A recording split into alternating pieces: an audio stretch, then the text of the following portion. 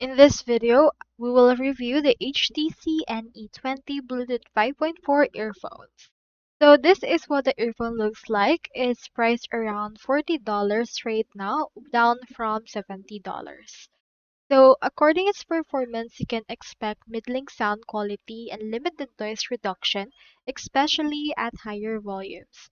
For its features, it's advertised with AI translation that is likely a pre-recorded app shortcut or has significant delays and works poorly in real-world conditions. As for its build quality, some parts may appear cheaply made and the durability of the case and hinges could be low. So, as for its expectation, the product exists, but its advertised features are often hyper hyped, or it may serve as a decent backup pair if you're willing to accept the trade offs in sound, battery, and features.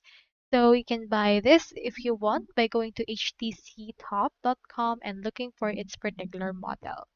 So, that's all there is today, and I hope this video helped you out.